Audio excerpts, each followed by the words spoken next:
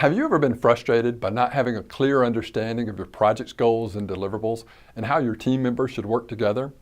Or perhaps you've settled for work you know is less than what you and your project team are capable of. Perhaps you've not known what you should be doing, who you should be coordinating with, or if you're doing a good job.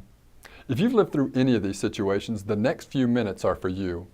Hi, I'm Gordon Young with the Young Resource Group. We build project managers, and I'm teaming with training pros to help you more effectively manage your training development projects.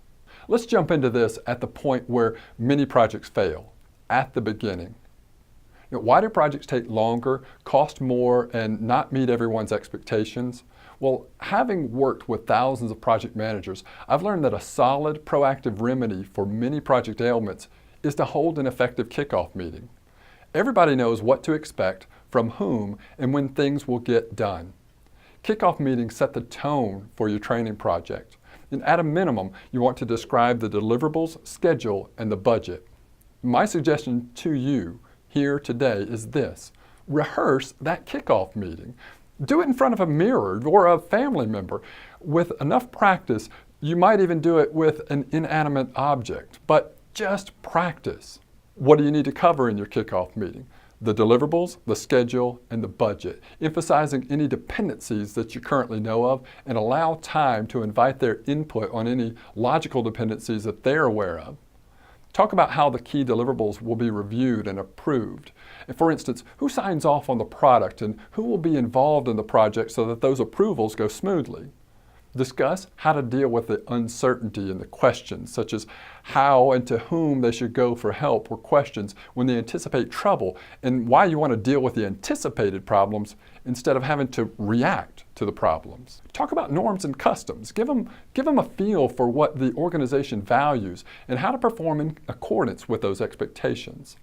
Are there any protocols, or norms that the team members need to be aware of, such as what is a dress code? It may be as simple as describing if people normally talk to one another in the hallways in the cafeteria. And what is the level of formality in the meetings that the team members may be asked to participate in? And finally, while all this may seem absurd on the surface, it may be important to clarify that the use of media, is it okay for people to listen to music at their desks? And lay out your communication plan.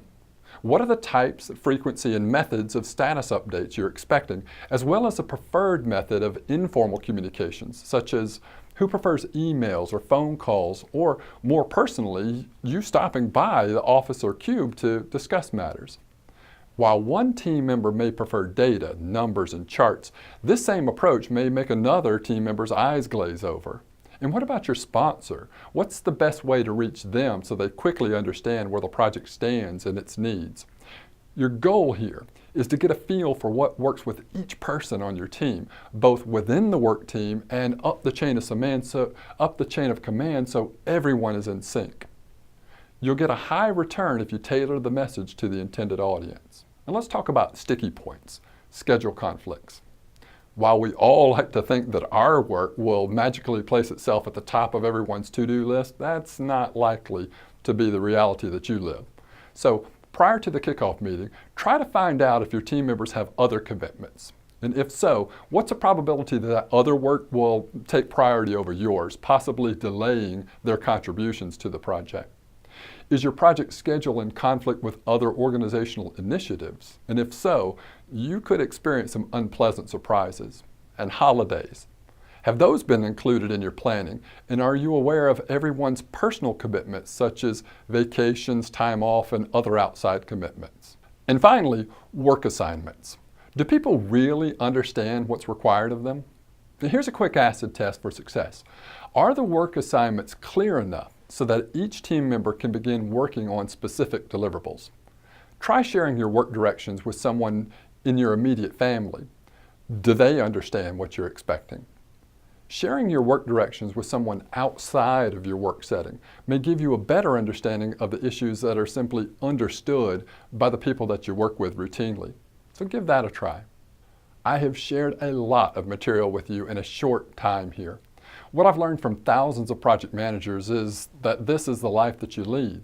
It's like drinking through a fire hose every day, where every drop of water is an important detail.